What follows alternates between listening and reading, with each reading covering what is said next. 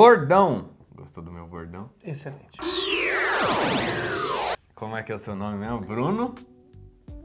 Reikdal. Reikdal. É de onde esse nome? É um nome islandês. Islandês? Tá bom, era só isso que eu queria saber. Não vou perguntar mais nada. Eu queria trazer o Bruno aqui porque eu acho legal a gente tentar trazer nesse canal intelectuais que sejam especializados em alguns assuntos. E o Bruno tem doutorado em filosofia, ó. Doutorado em filosofia. Mestrado em filosofia. Mestrado em filosofia, o doutorado em quê? Em economia política mundial, que é uma coisa muito comum também hoje em dia de se estudar. Que doideira. Você se graduou em filosofia? Sim, graduação em filosofia. Aí o mestrado em? Filosofia. Filosofia, qual que foi a sua especialização no mestrado? Ética e política, filosofia latino-americana. E você estudou qual assunto mais especificamente? Cara, o tema era o fundamento da corrupção. Esse era o tema. Fundamento da corrupção. Sacar qual que é o fundamento da corrupção na política. E nas instituições em geral. E qual a conclusão que você chegava? É muita coisa? Não, a gente consegue fazer em 30 segundos. Tranquilamente, então, tranquilamente, ou menos. Mestrado em 30 segundos.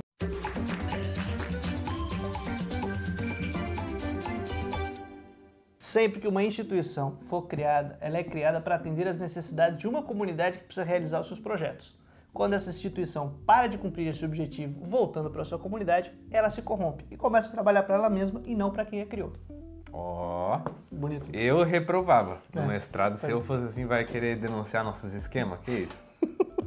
Mas não, eu acho interessante porque, tipo assim, você se graduou em filosofia. Sim. A primeira coisa que eu queria te perguntar, por que você acha que é importante estudar filosofia? Porque eu vejo que a gente está numa época em que o currículo das escolas na filosofia ele é bastante deixado de lado, assim, né? Tipo, minimizado, alguns consideram... E realmente não é tão fácil você chegar numa pessoa que está trabalhando numa escala 6x1, a pessoa que mora numa favela, no Capão, e chegar e falar pra ela assim, tipo... Pra que eu preciso de filosofia na minha vida? Tipo assim, o que muda na prática, tá ligado? É engraçado, porque a filosofia ela começou a ser obrigatória, acho que no 2009, por aí, no ensino médio. Recente. É recente. Antes quem tinha era quem tava, ou tinha uma sorte na escola, por alguma razão, ter uma eletiva aleatória na pública, e na privada às vezes tinha em um dos anos do ensino médio. E normalmente a escola é pra te treinar, pra você ter certas habilidades, pra se vender no mercado. Basicamente é pra isso que funcionaria a escola. A gente pode dizer que é pra formar a pessoa, não, mas... É mais ou menos para isso que ela funciona no mundo que a gente vive. Né?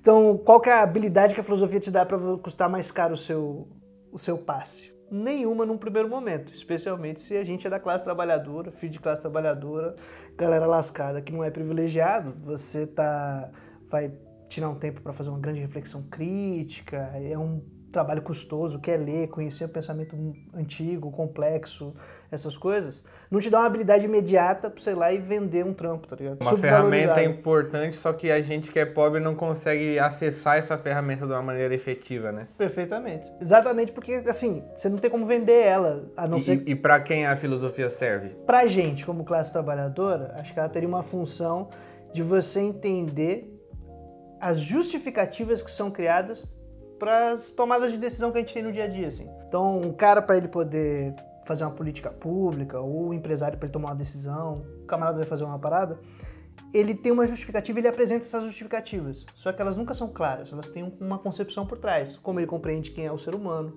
o que ele valoriza que é bom, o que ele valoriza que é mal.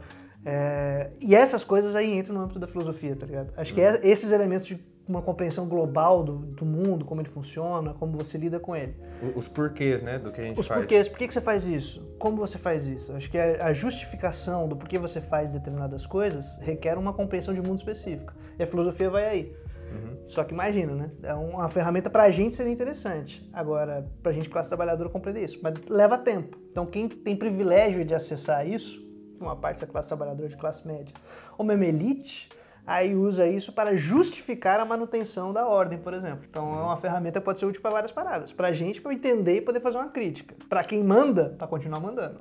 E você acha que na filosofia tem uma parada que é tipo assim, na história, por exemplo, tem alguns caras, por exemplo, aquele Thiago Braga, é muito criticado por ser um pseudo-historiador, porque ele escreve história sem seguir a metodologia da história. tem, tipo, isso pra filosofia? Tipo, por que que não é capaz alguém simplesmente sair, eu vou filosofar freestyle aqui? Tipo, tem que seguir algum método? Tem que seguir regras que você pode até considerar científicos nos padrões das ciências humanas? Cara, eu sou do time que sim. Vai ter gente que vai dizer que não na filosofia, especialmente no mundo que a gente vive hoje. Mas eu sou do time que sim, que filosofia é um método. Quando eu estava na graduação, a minha monografia, né, meu trabalho lá de TCC, foi o método pragmático de John Dewey, que é um filósofo estadunidense. Então, como que ele desenvolveu o método dele? Porque eu acho que o grande lance de estudar filosofia é entender como o autor pensa. Como que, a minha ideia não é tipo qual é o resultado que ele chega, mas como que ele chega naquele resultado. Esse processo dele chegar nesse resultado vai trazer pra gente uma compreensão de mundo específica, um jeito muito claro de como lidar com cada um dos problemas e que tenta ter uma coerência, tá ligado? Você vai tentando analisar a psicanálise do autor ou também misturado com o contexto que ele vive, a classe social que ele é? Aí acho que vai depender do que você pretende fazer com ele, assim. Então, por exemplo, sei lá, vou estudar Platão para entender um conceito dele. Aí talvez eu não considere classe, talvez eu não considere esse contexto num primeiro momento. Vou tentar entender logicamente como ele formaliza, como ele organiza as ideias. Aí é uma parada. E aí você vai se apoiar em alguns autores para poder fazer essa crítica ao Platão. Para chegar ali, entendendo o Platão e tal. Aí depois eu posso criticar como ele chegou ali. Acho que essa é a parada. Então, uma coisa é eu entender um autor, outra é eu ser capaz de criticar ele. Mas para fazer isso eu tenho que entender como ele pensa. Então, requer metodologia de estudo e entender como ele pensa. Tipo, tem muita gente que fala assim, filosofia de vida, aquele cara é um filósofo porque fica cuspindo um monte de conceito aleatório que não necessariamente está coordenado, e a gente fala, olha que profundo, porque foi uma frase do TikTok, tá ligado? Pensadores do Facebook. Exatamente, olha que gênio. Não, é uma frase descolada de uma compreensão de mundo. Não tem metodologia, tem nada. É só uma frase bonita. E você você é comunista? Sou comunista. Quando você se tornou comunista? Cara, foi um processo longo, mas acho que tem a ver, inclusive com uma parada que você já comentou, que eu assisti. Inclusive quando... Não lembro com quem você estava conversando com isso. Mas tudo bem. Mas eu vi você falar e falei, pô, eu me identifico com isso também. Foi quando eu me radicalizei formalmente, assim, de me entender, foi quando minha filha nasceu. Eu tava pra nascer. Eu nunca vou esquecer, assim, eu tava numa tarde, minha companheira tava grávida, vai levar uns 3 meses pra minha filha nascer.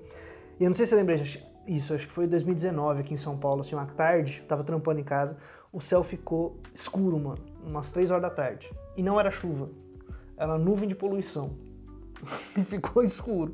Uns 30 minutos eu falei, caraca, mano, o que tá acontecendo? As luzes acendendo na rua, essas paradas, eu falei, que porra é essa? E na real era uma nuvem de poluição de queimada que tinha rolado no centro e no norte do país, que passou pela cidade. E aí eu, nesse dia, falei, caraca, mano, que mundo que essa criança vai ter? E aí eu já tinha um processo de radicalização teórica, de estar lendo Marx, estudando os marxistas. Sempre tive um lado meio, na minha família, mais progressista para a esquerda. Aí nesse dia eu falei, não, hora de tomar vergonha na cara, formalmente me organizar em partido, formalmente me apresentar como comuna e tal. E você se filiou a um partido. Você é hoje filiado a algum coletivo? Unidade Popular pelo Socialismo. E esse coletivinho aqui que a gente criou, chama Zelota. Um evangelho da fé popular. Existem evangélicos comunistas? Por incrível que pareça. Como é que pode um comunista não ser ateu? Porque o comunismo não preza pelo materialismo. Como é que você acredita no mundo espiritual sendo comunista? Aí que tá, né? Essa é a pergunta que mais me faz quando eu falo assim, você é comunista e religioso, e evangélico no caso? Como que você faz isso? Antes de fazer qualquer argumentação teórica, vamos fazer uma argumentação prática. Quanto por cento de ateísmo declarado tem nesse mundo? Pouco. Ok. As revoluções são de massas. Essas massas são todos os ateus que resolveram se reunir naquele território, naquele momento, naquele lugar para fazer a revolução? Faz sentido. Acho que não. Exatamente, porque a maioria ali era religioso e estava num passo revolucionário.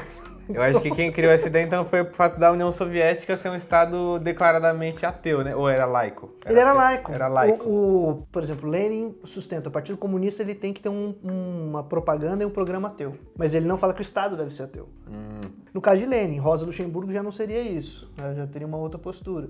Mas aí, tipo assim, só o primeiro passo acho que é esse. Historicamente, se olha, né, os movimentos revolucionários são de massa, a maioria é religiosa, tem uma prática religiosa, tem alguma parada. As pessoas fazem revolução porque elas estão com fome, né? Não porque elas acreditam na filosofia ateísta de alguma forma, né? E mesmo assim, e ainda assim, tem muitos que são do partido, que estão envolvidos, mas que sabem diferenciar, que aí eu acho que é a parte interessante, do que é a minha atuação política da minha prática de fé.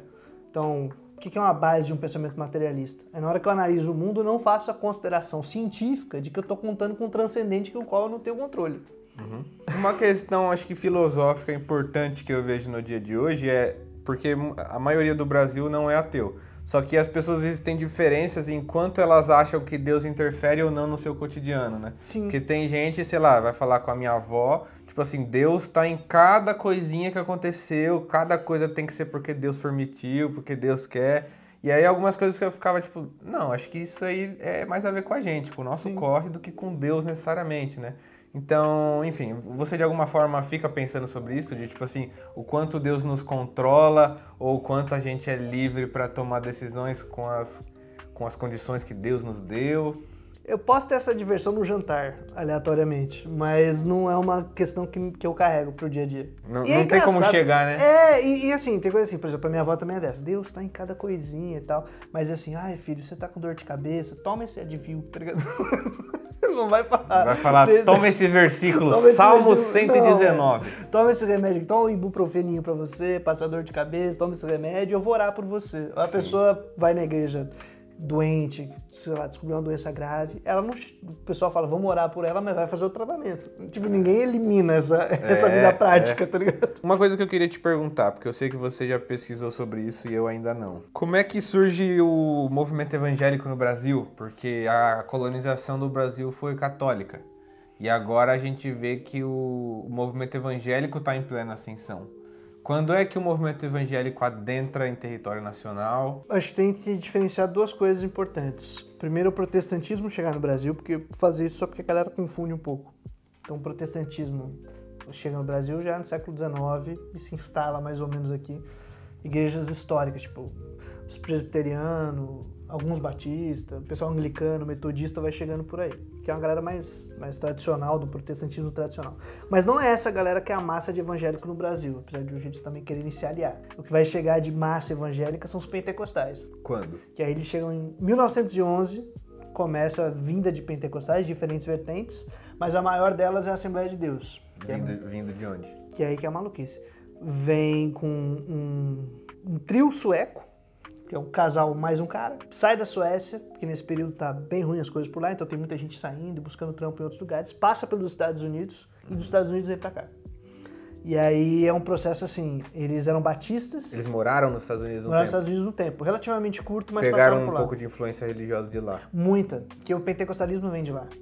Então nos Estados Unidos tinha uma experiência pentecostal, que o pentecostal em geral é a galera que tem no final do século XIX, começo do século XX nos Estados Unidos, uma experiência de êxtase, de estar junto. Aquele da Rua Azusa? Rua Azusa, com William Seymour, que era um... eu vi isso na igreja. Pra quem não sabe, era tipo uma rua que, mano, você pisava lá, você já virava o missionário Miguel. Já começava todo mundo, off the king the todo mundo assim, falando em línguas e se tornou tipo uma vertente dos evangélicos que dá muita prioridade para esse negócio de você falar em línguas e mostrar dons espirituais, né? Profecia e tal. Ter experiência vira um negócio meio malabarismo, né?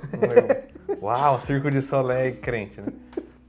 É loucura, porque é uma experiência que não tem só entre evangélicos, tem outras religiões que também tem. E é a parte massa, porque é uma experiência de comunitária, a galera se junta, tem um determinado rito, um movimento e segue e meio que espontâneo e organicamente tem esse lance de falar em língua, de ter essas paradas. A galera da Rua Azusa não era só evangélico? Na Rua Azusa era, mas tá. aqui tipo, entre os caras sufis, tem os grupos judeus, tem os grupos budistas que também tem essas paradas assim. Então tem várias religiões que tem esse lance de a pessoa ter um êxtase, um grupo ter um êxtase e começar a movimentar involuntariamente. Então o evento da Rua Azusa foi a faísca para iniciar o movimento pentecostal que seria dominante no Brasil depois. Só que com a diferença que eu acho que é a mais interessante. Tipo, começa com a galera que é um movimento negro, o William Seymour era um pastor negro, de tradição batista, só que nos Estados Unidos segregado. Então, por exemplo, ele ia pro seminário para estudar, para ser pastor, ele tinha ficado da porta para fora da sala. Tem foto disso, o maluco sentado na porta, assim, assistindo a aula, e os brancos dentro da sala tendo aula. Então, nesse clima de segregação mesmo. E aí ele tem uma experiência de êxtase com a comunidade dele, comunidade negra, na Rua Azusa, tem uma comunidade negra. Que é desses filmes gringos que a gente assiste que tem um pessoal cantando e o pastor animado, sempre uma comunidade negra. Raramente você tem isso numa comunidade branca, mesmo nos filmes. Só que os trabalhadores brancos, operários, pobres, que também estão na periferia, porque Azusa era uma rua de periferia, assim, começam a ter esse tipo de experiência de êxtase também com essa galera. Só que está no ambiente de segregação, então eles criam um pentecostalismo branco. As igrejas pentecostal branca que vem pra cá. E qual que é a diferença do pentecostalismo que você chama de branco? A segregação. A segregação. O racismo, basicamente é isso. Ser racista, porque o branco é racista. Então o pentecostalismo que chega no Brasil é um pentecostalismo racista. Chega nessa pegada aí. Tanto que tem uma Assembleia de Deus nos Estados Unidos e uma Assembleia de Deus no Brasil. A nos Estados Unidos é branca, e majoritariamente branca, e foi, acho que agora, no começo dos anos 2000, pedir perdão por ter sido segregacionista. Já os caras vêm aqui pro Brasil pra pregar pra colono europeu, pregar pra branco também, pra classe média. Ah, tá. Eles chegaram então aqui nessa pegada. Esse movimento evangélico que é forte hoje, na verdade, ele surge pra pegar para os europeus que aqui estavam. Chega nessa leva... as políticas de branqueamento que tem no início do século XX, que é a República Velha. Oligárquica. Essa parada toda foi, que queremos modernizar o país. Aí, na cabeça desses canalhas, você tinha que trazer industrial europeu branco. E aí eles começam a trazer essa galera, que é onde vai chegar os italianos, os alemães, os suecos. E chega essa galera. E forma esses grupos. E são pessoas que têm entrado para trabalho qualificado de ter tido, saber trabalhar em indústria. Então, vai trabalhar na indústria da borracha, vai trabalhar na indústria elétrica, vai trabalhar nesses lugares. Você está me dizendo que além da gente ter uma colonização cristã católica, com os portugueses vindo aqui em 1500, a gente teve uma segunda onda de colonização de cristianismo no começo do século XX, com o pentecostalismo chegando aqui? Com a parte mais esquisita, porque aí os brancos daqui não queriam esse pentecostalismo, em geral. Porque mexer o corpo e um culto que você vai se balançar, eles vai eram fazer mais as coisas católicos. Que nem a galera preta faz. Porque qual que é o culto? Qual que é a religião que mexe o corpo, que entra em êxtase, que canta, que tem batuque, que tem uma música mais nessa pegada? É a religião matriz africana, como diria Michele Bolsonaro. E aí quem que curtiu, ou quem começou a participar desse culto? Mulheres, pobres, pretas de periferia, majoritariamente, desde o início das Assembleias de Deus. Então, tipo, a galera começa a participar dessa religião pentecostal, é preta, pobre, periferia, a maioria são mulheres, só que os líderes são brancos no começo. E é até hoje. E por que você acha que esse tipo de teologia faz sucesso aqui? Aí é um processo que não é muito dela. É do que acontece no Brasil dali pra frente. Durante o século XX, o Brasil passa por um processo de modernização capitalista. Tem industrialização. Expulsão da galera do campo, esmagamento da galera nas cidades, a quebrada vai crescendo, a favela vai crescendo. Vilas industriais, né? Só que, tipo, se você for num culto católico, até hoje menos, porque eles tiveram que se modernizar. Mas é um culto, tipo, colonial, tá ligado? A maior parte da população tava no campo, com várias paróquiazinhas espalhadas. O culto, as festas católicas estão ligadas com colheita, estão ligadas com campo, é um ritmo de vida muito mais lento, é uma celebração mais lenta, e você tem vários dias santos, você tem muito tempo de descanso, tem várias paradas que não estão adaptadas com a vida da cidade. Na cidade, o trampo industrial, a correria, a maluquice, esse tipo de religiosidade não está dando conta. E a maior parte dessa rede colonial tá no interior do país. Que você vai assistir com a missa, você trabalhou lá pra caramba, aí você vai assistir a missa e já começa a pescar, assim, né? Nossa, essas missas tá dando sono, né? E você imagina... Precisa de um Thales Roberto, uma coisa mais... Dá uma animadinha aí, tá meio chato. É tipo isso, né? Então, essa vertente pentecostal chegou ali no Brasil, tipo, década de 1910, 20... 30, e como é que foi a história do movimento evangélico no Brasil durante o século XX? A partir dos anos 40, você tem uma segunda geração de pastores, tanto pentecostais quanto de outras denominações aí que já vão se estabelecendo. E eles vão determinar uma tendência para as outras igrejas. Então os batistas começam a se pentecostalizar, então você vai à igreja batista que os caras falam em línguas também. A Igreja Batista que também tem esse tipo de experiência. Antes não tinha. Se não pode derrotá-los, tem que se juntar, tem que lançar a tendência, meu amigo. Lançou tendência, você tem que ir junto. Os católicos começaram a fazer isso. O movimento carismático católico tem essas paradas. Fala em línguas, canta. Lançou tendência, você vai concorrer no mercado.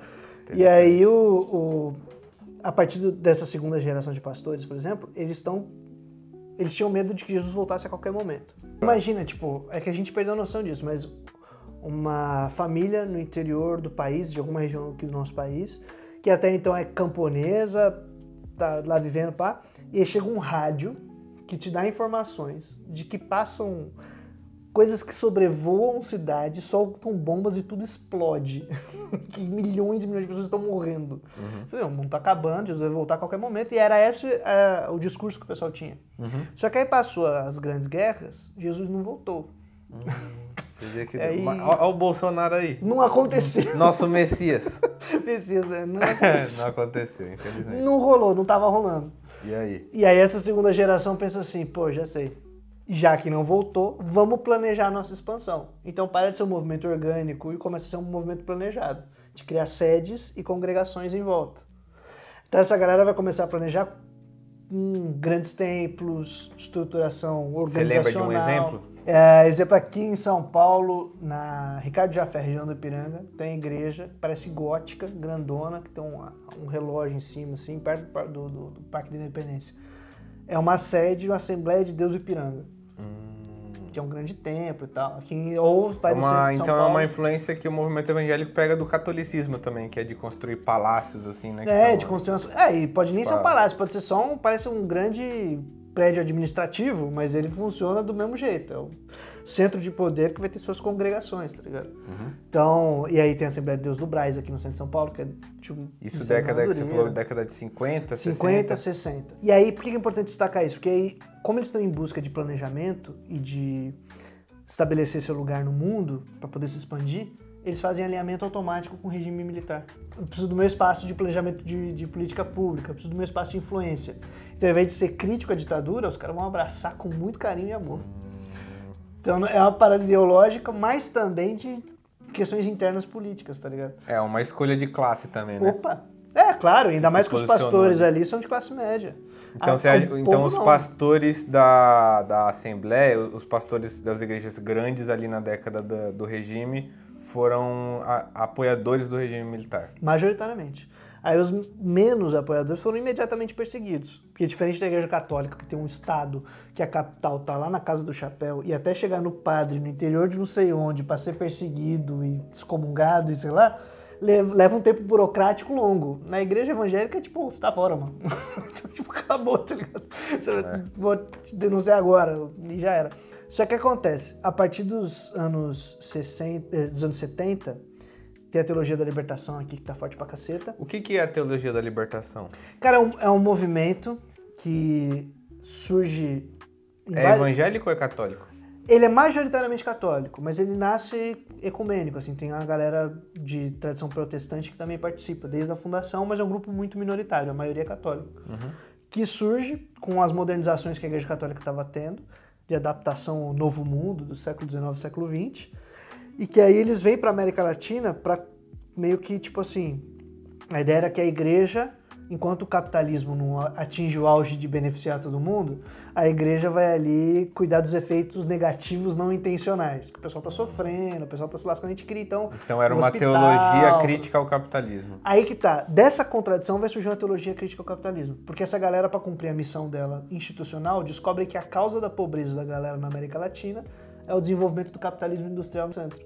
Aí eles falam, pra gente poder cumprir a nossa missão, a gente tem que ir contra essa estrutura. Aí abre margem para um monte de gente começar a ser crítica do capitalismo.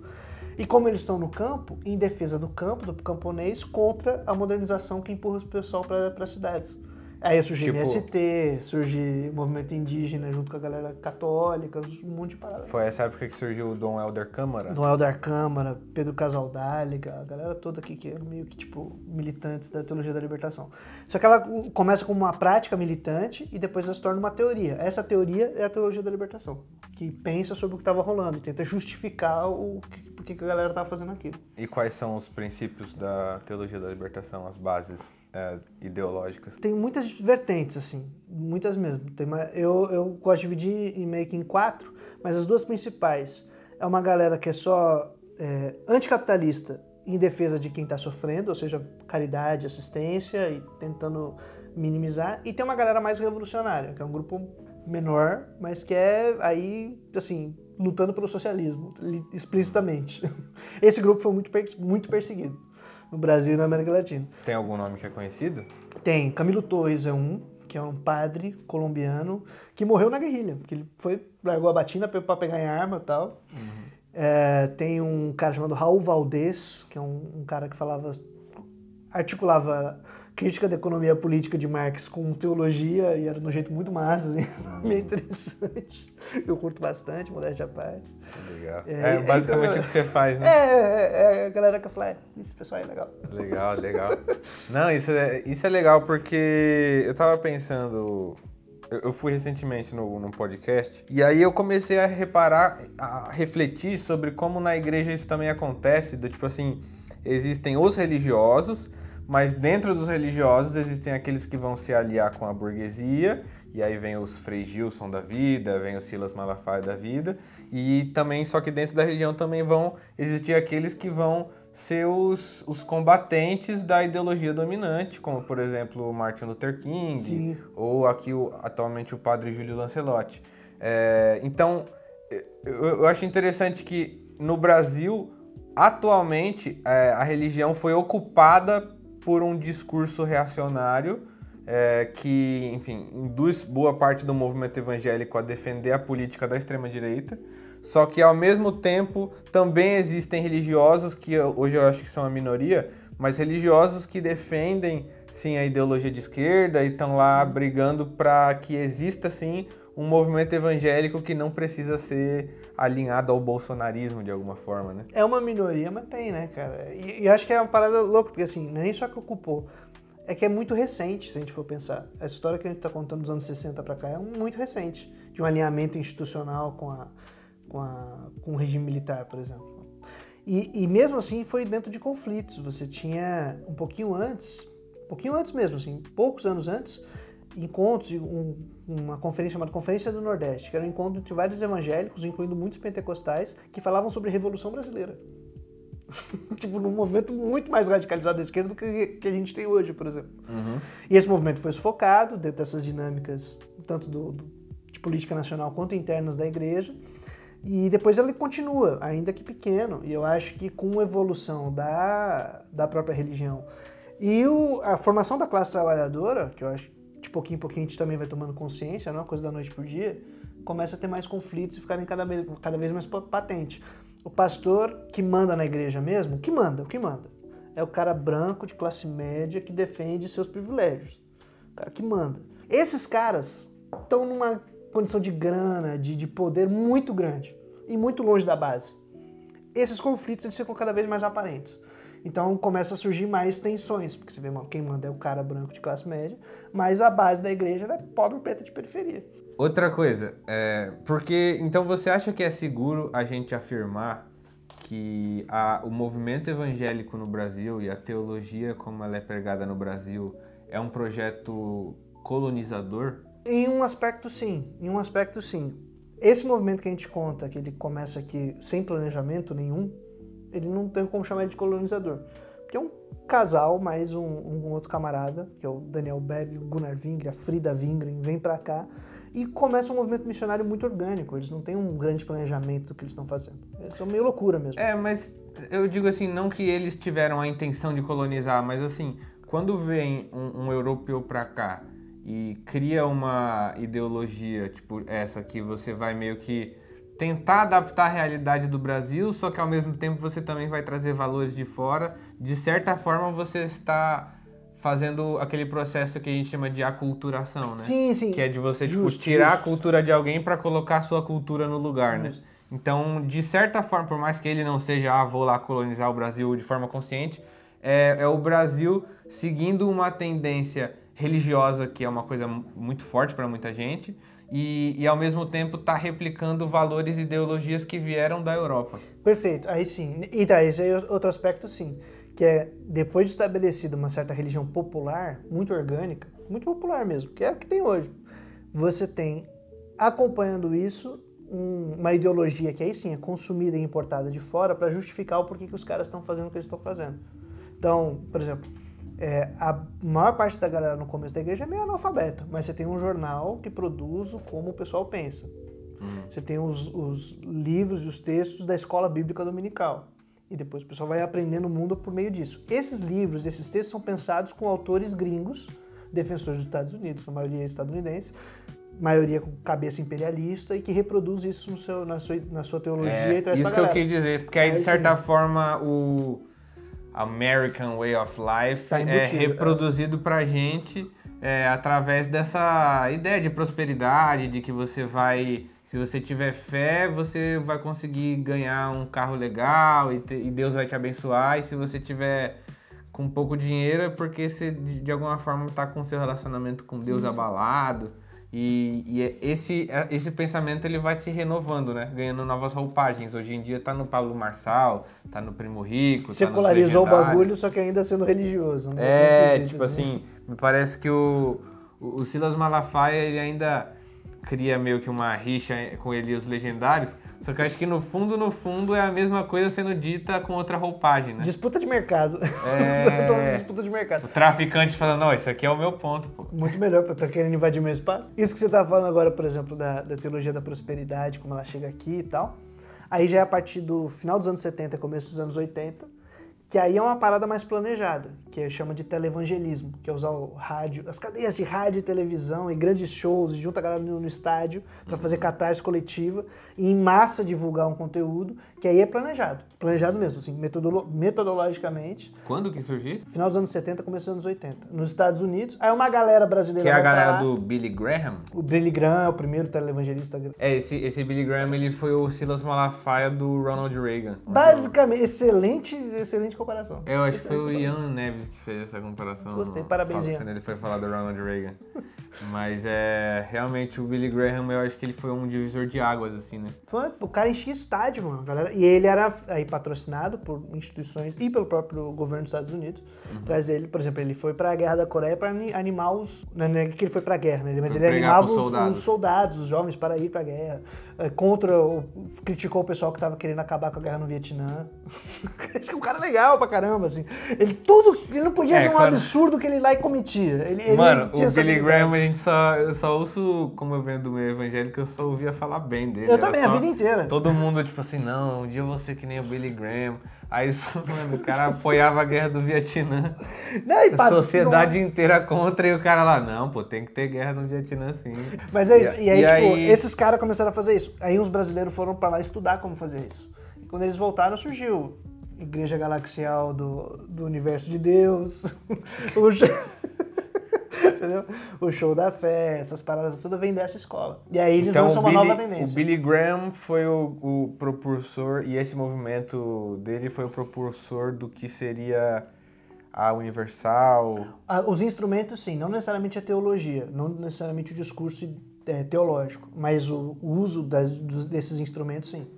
A mídia, o Billy Graham tinha programa de TV? Tinha, tem até hoje. Os caras têm programa de TV, programa de rádio, tem tudo, cara. Eles lançaram tendência e todo mundo hoje faz o que eles fazem. Ainda que você não tenha o mesmo discurso de prosperidade, todo mundo usa TV, rádio, as mídias que tiverem disponíveis para tentar fazer o seu. Então eles lançaram uma tendência nova de evangelicalismo dali para frente. Só que os evangélicos estão crescendo agora. Continuam crescendo, um pouquinho mais mais lento. Em que momento lento. começou a subir a curva dos evangélicos? Os anos 80 e os anos 90. Os anos 80 e anos 90. Que aí casa com a teologia da prosperidade, claro, mas mais do que isso. É com a galera que foi expulsa do campo, chega na cidade, não tem apoio nenhum. Tipo, o laço social que você vai ter vai ser nas igrejas. Elas vão dar espaço para que as pessoas possam ter musicalização, cuidado da criança enquanto você vai trabalhar, rede de apoio, cesta básica, vai visitar o sobrinho que foi preso e tá lá, e o pastor vai lá e visita o cara. Então cria uma rede ali onde nem o Estado e nem o mercado foram aproveitados. E na sua opinião, como é que o movimento evangélico foi capturado pelo bolsonarismo? Cara, eu nem sei se foi capturado. Eu acho que faz parte dessa linha que a gente vai acompanhando o que acontece dos anos 60 para cá, 50, 60 para cá, que institucionalmente a igreja fica conservadora e alinhada à ditadura. Massas de pessoas foram formadas sob esse tipo de relação e ideologia. Então, os nossos pais, os nossos avós. Eu sou minha família é de igreja desde há muito. Então, foram formados. Você acha que tem uma ideologia específica? É o anticomunismo? O anticomunismo é uma base muito poderosa, assim, muito poderosa. Uma teologia, uma religião fundada no anticomunismo. Então, nos anos 70, você vai ver muito discurso comparando a União Soviética como o eixo do mal, onde vai surgir um grande líder... Porque era um estado ateu, né? Isso. E aí o fim vai vir ali, porque vai vir um grande líder que vai começar a perseguição dos cristãos, e Jesus volta no momento do apocalipse, tem muito esse tipo de discurso, assim. Então, onde você criar o comunista ele é um perigo para a nossa fé, ele é um perigo para a humanidade, então isso funda, galera. A velha piadinha de que criança... Piadinha que era sério, falava no púlpito da igreja, o pastor dizia assim, que os comunistas se encontram e na reunião dos comunistas eles se alimentam de criancinhas. Ah, tá. Isso falava. O velho jargão do comunista comedor de criancinha, né? Isso aí ele fala de púlpito. Fala porque meu bisavô, que era pastor de igreja Assembleia de Deus, falava isso aí de púlpito. Aí você vai ver na realidade o comedor de criancinha é o Donald Trump. Mas isso me deu um gatilho bom pra lembrar de uma coisa. Agora vamos entrar numa polêmica. Tão preparado? Vamos lá. Qual o limite do humor? Qual é o limite da teologia, Bruno? Recentemente eu gravei um vídeo no canal do Santinelli que a gente falava sobre uma figura, um youtuber teólogo, que é o Iago Martins. O Iago Martins, eu queria falar sobre ele porque na época que eu estava na igreja eu tive contato com o conteúdo dele. E até naquela época que eu tinha, sei lá, 16, 17 anos, eu estava na igreja... Mas vendo o conteúdo dele eu pensei, nossa, esse cara aqui é muito fundamentalista. E aí, enfim, a gente fez um vídeo sobre ele com o intuito de criticar a maneira como ele faz a leitura bíblica, que é uma maneira fundamentalista, porque às vezes ele quer colocar para os dias de hoje algumas coisas que eram lá do tempo da Bíblia sem fazer uma adaptação, enfim. Por que, Bruno? Por que você acha que a teologia do Iago é uma teologia que você discorda? Tá completamente descolada da realidade, né? Assim, só por isso, é só esse pequeno detalhe. Se básico. Não fosse esse detalhe, dava... Se um pouquinho mais conectado com a vida das pessoas, ficava um pouco mais fácil. Mas discorra mais. Discorreremos. Quando você coloca uma doutrina acima da vida das pessoas, faz com que essa doutrina ela se corrompa.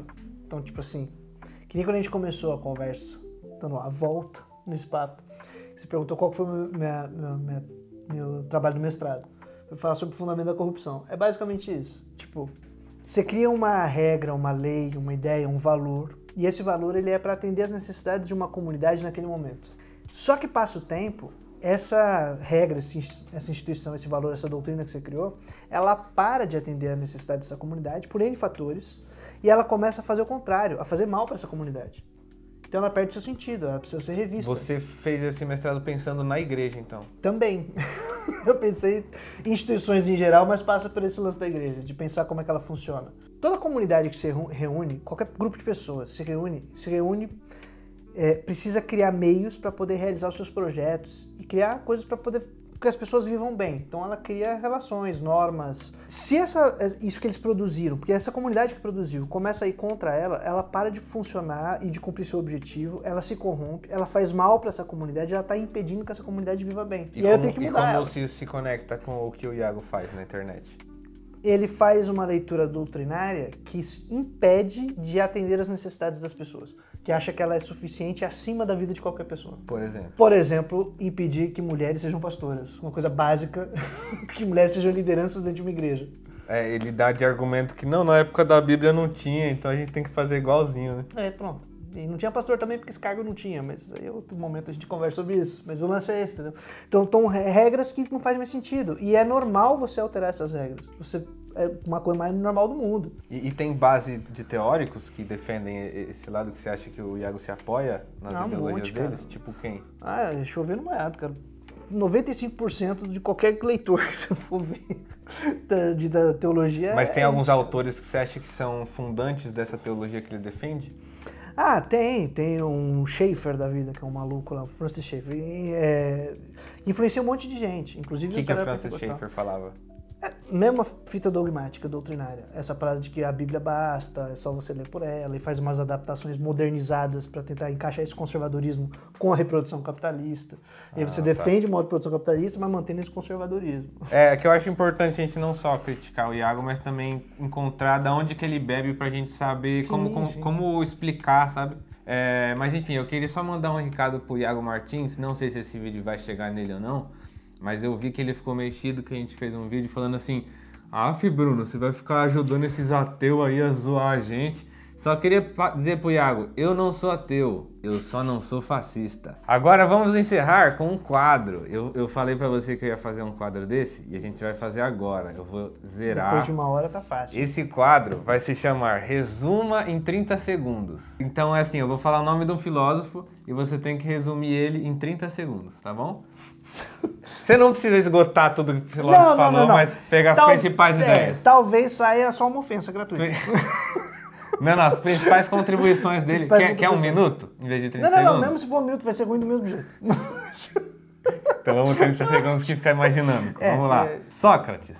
Sócrates, o resumo da filosofia dele é que ele dizia que ele não sabia de absolutamente nada, mas isso era apenas um recurso teórico para que ele pudesse fazer com que as ideias que ele soltasse durante os diálogos reforçassem a própria ideia que ele já tinha. Afinal, ele dizia, eu só sei que nada sei, mas no fundo ele sabia. E à medida que ele fosse conversando com as pessoas por meio da maiêutica, que é essa troca de ideia, diálogo constante, fazendo perguntas, esperando respostas adequadas que reforçassem a própria ideia que ele já tinha, chegasse ao resultado final. É um processo inicial de dialética. Puta que pariu, conseguiu, hein? Só que eu posso ter falado um monte de merda. Não, acho que não. Acho que não tem como você falar merda explicando tão vagamente assim, né? É uma ideia meio... É tipo aqueles resumos de TCC, o resumo que vem no comecinho. Vamos lá. Vai, mais um. 1, 2, 3 e... Aristóteles. Aristóteles, que vem da linhagem de Sócrates, depois por Platão, ele nem diferente de Platão, que é o cara que criou a personagem Sócrates, ele não trabalhava por meio de diálogos e conversações da maiêutica. Ele preferia construir um sistema em que ele vai construindo conceito por conceito, confrontando eles, de modo a montar uma filosofia que passasse por cada um dos campos necessários que são fundantes da filosofia. A física, a política, a economia e tudo mais, inclusive aí própria fundação da dialética estrita, não mais do jeito que o Platão fazia, mas uma dialética socrática específica, própria. Não ajudou de nada, mas foi melhor. Não, ajudou pra caralho. Você acha que não ajuda, não? Isso aqui é muito importante, cara. Sabe por quê? Porque às vezes a gente passa por uma graduação e fica vendo trechos e pedaços dos assuntos e ninguém resume pra gente o panorama geral. E aí, às vezes, a pessoa resume e você fala, agora entendi melhor essa parte aqui, pô. Bom. Immanuel Kant em 30 segundos. 1, 2, 3 e valendo. Kant, a parte que eu vou tentar lembrar, é uma parte da área do conhecimento chamada epistemologia, que pensa sobre as relações do conhecimento. O que a gente pensa quando a gente pensa, enquanto a gente pensa aquilo que a gente pensa. Ou seja, uma crítica da razão propriamente dita. Ele divide em 2 partes, a crítica da razão pura e a crítica da razão prática. E ele começa a fazer isso a partir de um apontamento de um outro filósofo inglês chamado David Hume, que começa a duvidar e questionar a possibilidade de verdades que sejam constantes e indubitáveis. Ele vai tentar apelar para uma verdade que é sensível e sempre experimental. E Kant tenta criticar e refutar isso para salvar a razão. Você acha que o Kant é o filósofo mais difícil que tem? Não. Não? Qual que é o mais difícil que tem? O mais difícil é o Franz Rinkelambert. É o autor que eu tive mais dificuldade de ler. E é o que eu mais li. E você escreveu sobre ele? É o mais difícil.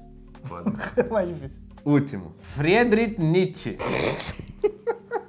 Ó, gente, desculpa, que agora vai ser ofensa gratuita. O Nietzsche, por alguma razão considerado filósofo, ele é um cara que, perdão aí os nietzschianos que gostam muito dele, tem como base a ideia de vontade de poder ou vontade de potência, que ele está simplesmente tentando quebrar todo e qualquer estabelecimento de verdade ou de racionalidade viável e é só na pancadaria, no brabismo, né? Eu sou valente e aquele que é capaz vai se realizando, vai fazendo acontecer. O que pra mim é um pouco ruim a filosofia aí, foi mal. Polêmica! Corte! Bruno Reikdown é hater de Nietzsche. Totalmente. Tem algum filósofo brasileiro que você indica, que você acha bom? Eu li pouco, vou ser muito sincero, da literatura brasileira propriamente dita. Eu li muito mais filosofia latino-americana, não sei se que tem espanhol, pá. Mas aqui, Álvaro Vieira Pinto é um cara que Álvaro Vieira Pinto, ele fala do quê? Cara, eu li muito a leitura que ele fazia do pragmatismo estadunidense e as reflexões que ele tinha sobre projetos de modernização de Brasil. E aí eu acho que tem sacadas muito legais de pensar a filosofia como resolução de problema que é uma parada que me interessa bastante. Sim. E de como ser mais objetivo na análise da realidade mesmo, de como a gente vai trabalhar com ela. Legal, maravilha. Bastante. Já era, mano. Então segue o Bruno nas redes sociais aí, tá o Instagram dele, o canal dele vai estar na descrição. Se você quiser fazer parte do Apoia-se para me ajudar a fazer mais conteúdos nesse estilo, com mais entrevistas, você pode fazer parte aí, apoia.c/Abner Henrique. Cadastra lá, você vai ter acesso ao grupo de Telegram, que os apoiadores podem trocar uma ideia mais direta comigo e você apoia esse conteúdo que está sendo criado aqui. Demorou? É nóis. Incomoda muito, mas em termos de corrigir, comentar o vídeo dos caras aqui, não vou, tá? Eles me deram essa oportunidade maravilhosa de poder dar a outra face e ficar na minha e deixar falar o que quiserem a meu respeito, certo? Falem o que quiserem a meu respeito. Olha, legal, tem um cara de esquerda aqui, o Bruno Requeidal, é um comunista cristão. O cara prefere dar força e apoio a um monte de ateu xingando a igreja, xingando as visões dele sobre Jesus, simplesmente porque me critica. É muito legal, é muito doido como esses descrentes se unem em torno, né, do ódio aos cristãos. E aí tem cristão que se une em torno do ódio aos cristãos. É maravilhoso.